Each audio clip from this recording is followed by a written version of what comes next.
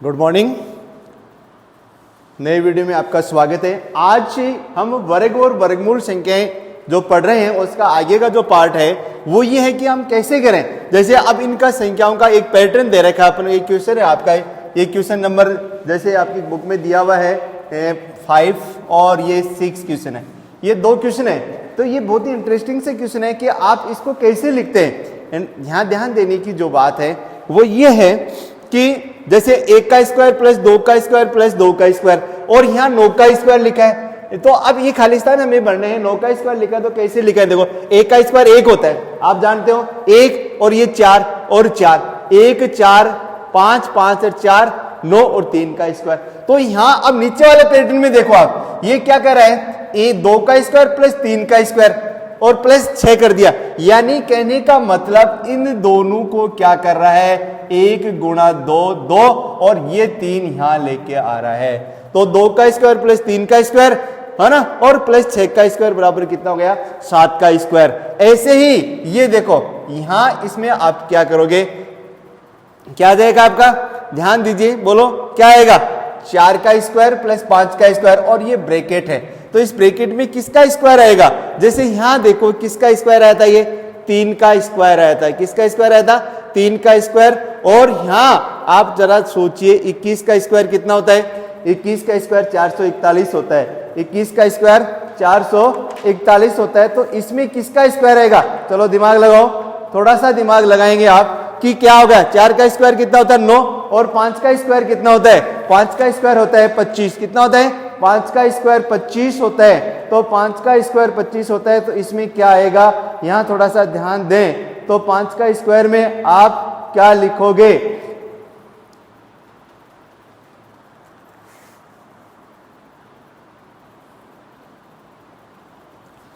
क्या आएगा, बोलो एक बार सोचो आप कि 4 का स्क्वायर 16 और ये हो गए 25, 16 और 25 कितने होते हैं, 25 और 16 तो 6 5 कितने हो गए 11 और 2 3 1 कितने हो गए 41 और ये कितने आ गए, बोलो यहाँ ये कितना है, ये आए 21 और 21 का स्क्वायर बराबर कितना हो गए 441, कितने हो गए 441।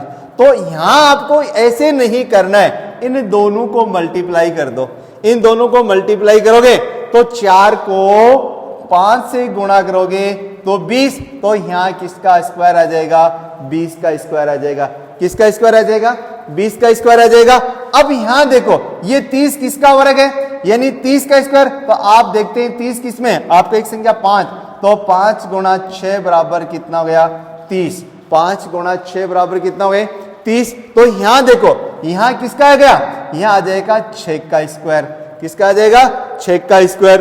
अब इसके बाद में ये देखो ये 6 संतु कितना आ जाएगा, बोलो 6 संतु 42, किसका आ जाएगा 42। तो यहां किसका स्क्वायर आएगा 42 का स्क्वायर, किसका स्क्वायर आएगा 42 का स्क्वायर। और 42 का स्क्वायर के बाद में यहाँ क्या आ जाएगा, अगली संख्या कौन सी संख्या है 43, इसलिए यहाँ क्या आ जाएगा 43 का स्क्वायर, क्या आएगा 43 का स्क्वायर। ये आप अच्छी तरह से पैटर्न समझे होंगे। क्या करना आपको, एक बार दोबारा समझ लो आप, ये क्या है कि आपको ये दे रखा है कि 1 का स्क्वायर प्लस 2 का स्क्वायर प्लस 2 का स्क्वायर बराबर किसका होता है 3 का स्क्वायर।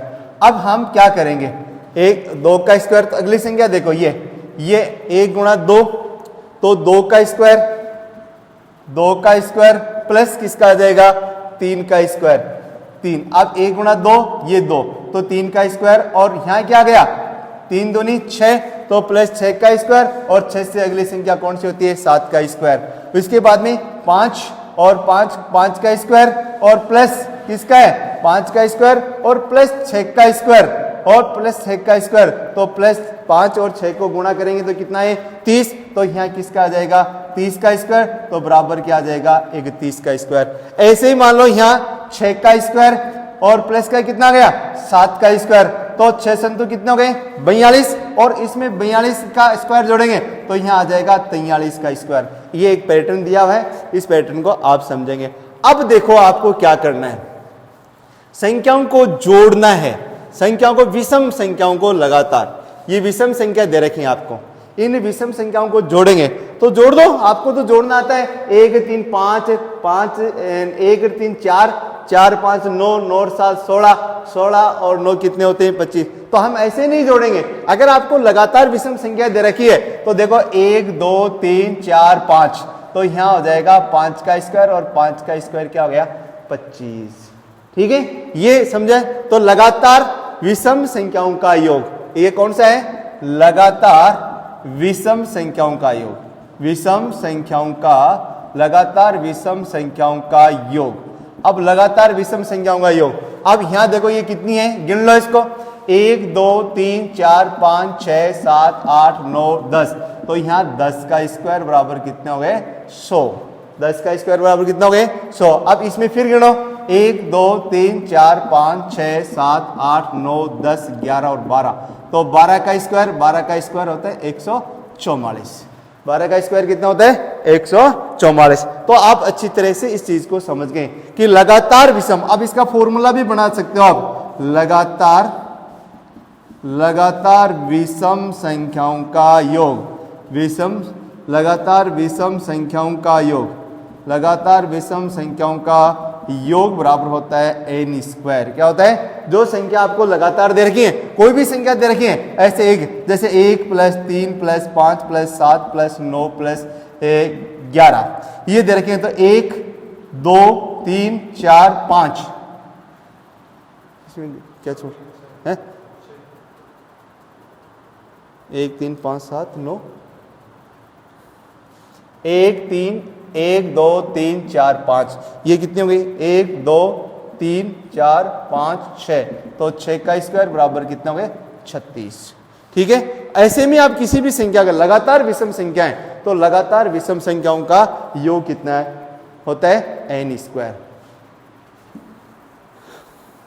अब देखिए हमें क्या है, संख्या दे रखी है, कुछ संख्याएं ऐसे दे रखी हैं जिनको हम संख्याओं के योग के रूप में लिखना है। जैसे ये है प्रश्न आपको 49 को 7 विषम संख्याओं में लिखें, 49 को 7 विषम संख्याओं में लिखें। तो 49 को 7 विषम संख्याओं में लिखोगे तो क्या आ जाएगा बोलो? 49 का 1 + 3 + 5 प्लस के कितने हो गए 7 और प्लस के कितने हो गए 9 प्लस के कितने हो गए 11। तो 1 2 3 4 5 6 और ये कितने हो गए 7। आपको पता है लगातार विषम संख्याओं का वर्ग कितना n स्क्वायर। तो कितनी संख्या लिखनी है आपको? कितनी विषम संख्या लगातार लिखी है 7। तो आपको पता है ये 7 का स्क्वायर होता है। कितना होता है? 7 का स्क्वायर होता है। तो 121। अब ऐसे ही आपको अगर 121 का पूछे, ये आपका 121 का पूछे तो 121 को कैसे लिखोगे आप? 1 + 3 + 5 + 7 प्लस के 9 प्लस के 11 और प्लस के 13 और प्लस के कितने आ गए 15 और उसके प्लस के कितने आ गए 17 और प्लस के कितने आ गए 19।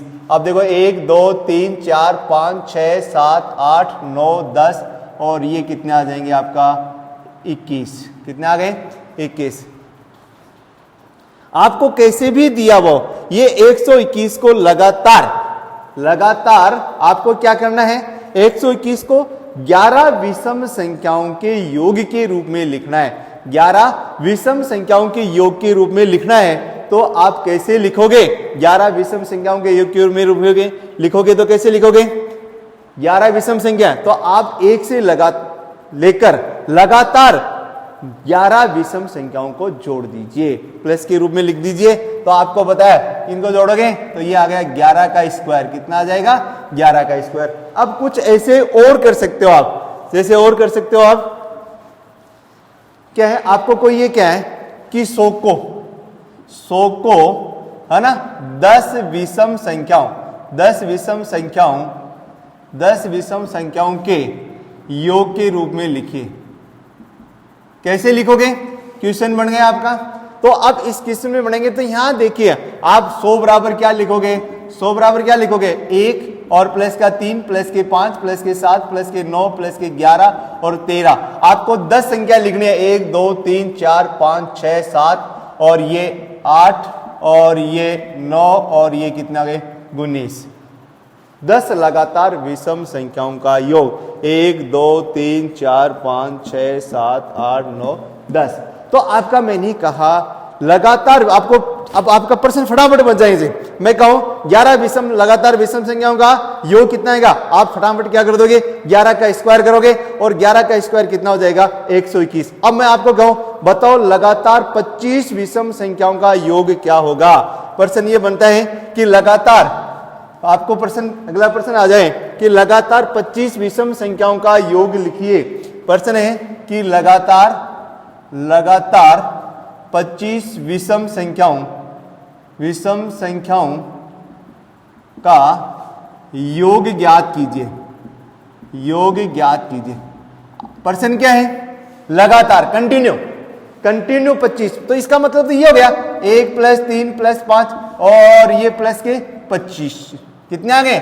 ऐसे में कितनी संख्या, n का मान यहां लगातार तो n 25 है, यहां n 25। ठीक है, लगातार 25 संख्याओं का योग तो आप कैसे करोगे, इसका सीधा सीधा आंसर हो जाएगा, क्या हो जाएगा, n बराबर 25। n बराबर कितना है 25, तो लगा दो योग कितना आ जाएगा, इसका योग बराबर 25 का स्क्वायर बराबर कितना गया 625। लगातार विषम संख्याओं का योग बराबर क्या होता है n का स्क्वायर। जितनी संख्याएं हैं उतनी संख्या आपको दे रखी है, तो उनका आप क्या कर दोगे, वर्ग कर दीजिए। क्या कर दोगे, वर्ग कर दीजिए। तो लगातार विषम संख्याओं का योग आपके समझ में आ गया। कोई भी संख्या आपको दे रखी है, जैसे आपको कहे कि 169 को क्या कहे, 169 को 13 विषम संख्याओं में लिखिए, ऐसा प्रश्न और बन सकता है। प्रश्न ये है, अगला कोई भी उदाहरण ले ले कि 169 को 13 विषम संख्याओं के योग के रूप में लिखिए। 13 विषम संख्याओं के योग के रूप में लिखिए। तो आप इसको कैसे लिख सकते हैं, 13 तो आपको पता है 169, 13 लिख रहा है 13।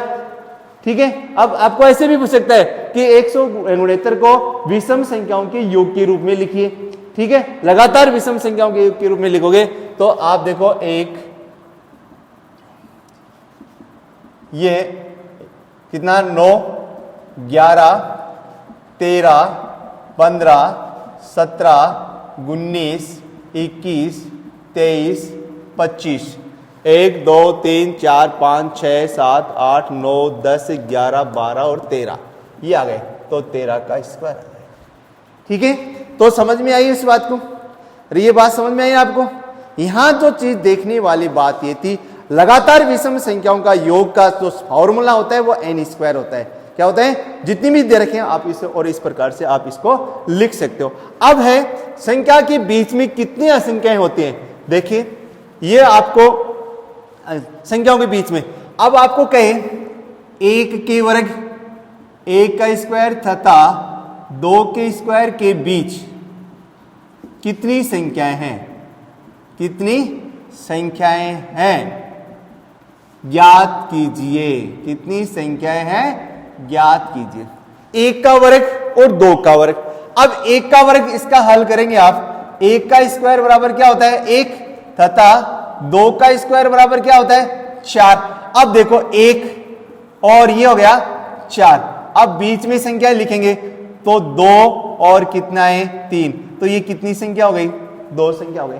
ऐसे ही आप देखो, ऐसे ही जैसे 3 का स्क्वायर तथा 4 का स्क्वायर। अब 3 का स्क्वायर कितना होता है 9 और इसका स्क्वायर कितना होता है 16।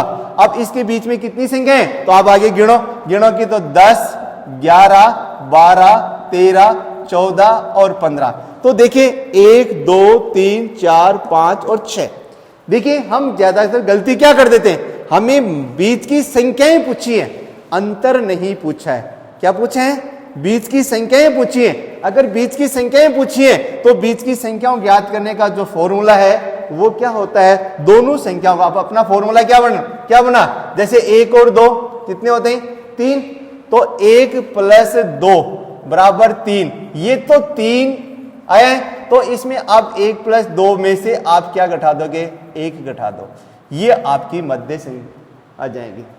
दो संख्याओं के वर्गों की मध्य संख्या, 2 वर्गों के, तो यहां इसका 12 तथा 13 कि मध्य संख्याएं, मध्य संख्याएं बराबर दोनों को जोड़ दो, 12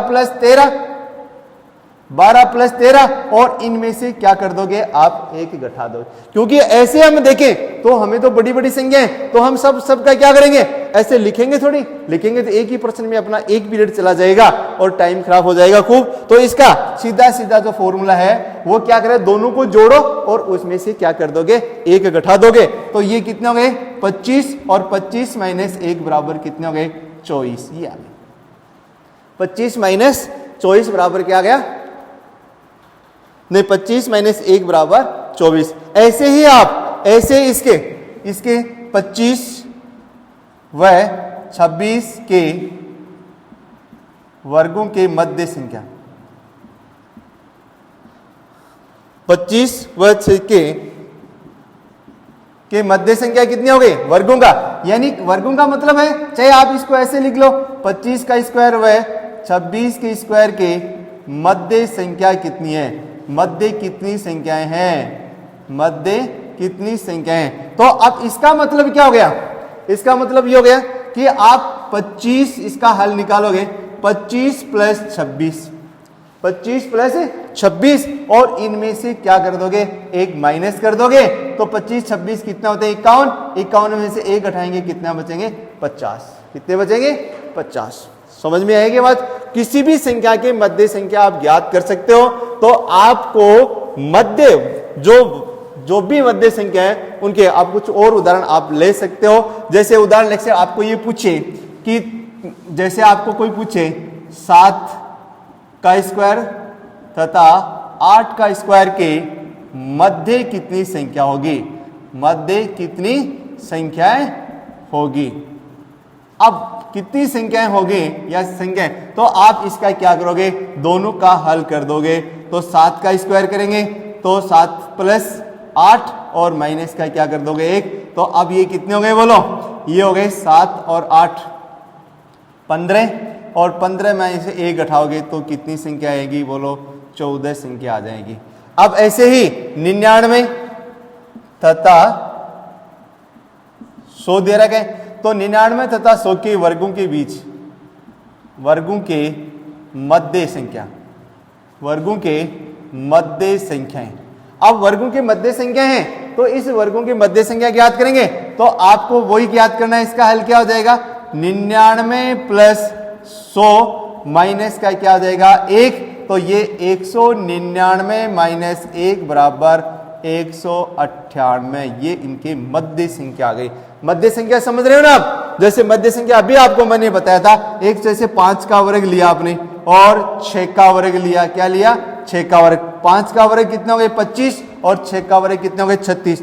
अब इसके बीच में जो संख्या आती है, कौन कौन सी संख्या आती है, जैसे आप ये देखो कौन कौन सी संख्या आ रही है, ये कितनी, अभी मैंने आप फिर आपके अच्छी तरह से क्लियर हो जानी चाहिए बात। देखो कितनी आ रही है, 26 27 28 29 30 31 32 33 34 और 35। गिनो, 1 2 3 4 5 6 7 8 9 और 10।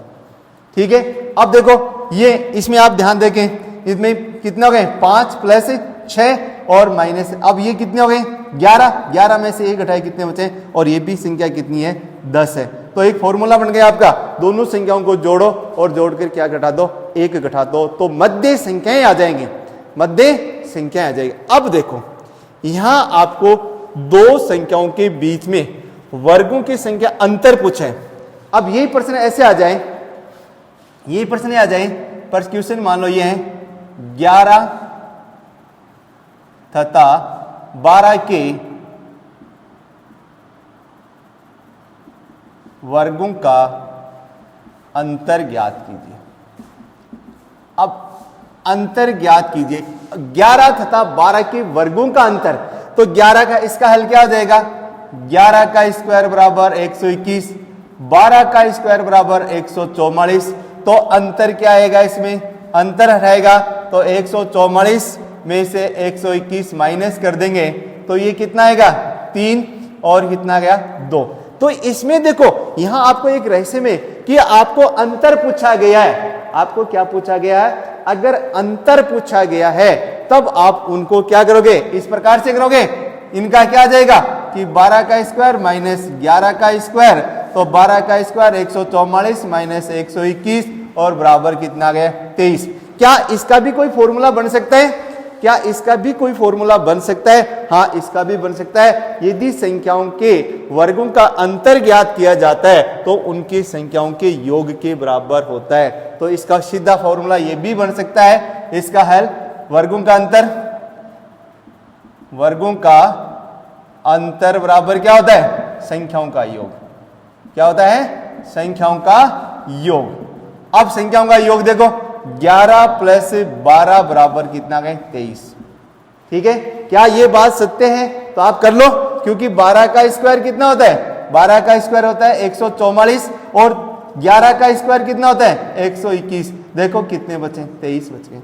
कितने बचे 23, और यहां भी क्या रहा है 23। अब कोई भी संख्या ले लो, चाहिए आप कोई भी संख्या ले सकते हैं आप, जैसे 15 तथा 16 के वर्गों का अंतर। तो अब अंतर करोगे तो वही है, 15 प्लस के कितने हो गए 16 बराबर 31। 15 और 16 कितने होते हैं 31। अब 16 का वर्ग कितना होता है, 16 का वर्ग होता है 256। 15 का स्क्वायर कितना होता है 225। अंतर देखो कितना आ रहा है 1 और 3, ये आ गया 31। कितना आ रहा है 31। तो इस वीडियो में हमने वर्ग संख्या में इकाइकांक, वर्गमूल में इकाइकांक नहीं, उसमें वर्ग संख्या में इकाइकांक और कौन सी संख्या पूर्ण वर्ग संख्या है ना, और पूर्ण वर्ग संख्याओं को विषम संख्याओं के योग के रूप में लिखा, और मध्य संख्याओं, दो वर्गों की संख्या मध्य संख्या कितनी है और उनका अंतर कितना है, ये बात आज हमने पढ़ी। अगली वीडियो में हम वर्ग ज्ञात करना करेंगे और पाइथागोरस जो ट्रिक है उनको पढ़ेंगे। ठीक है।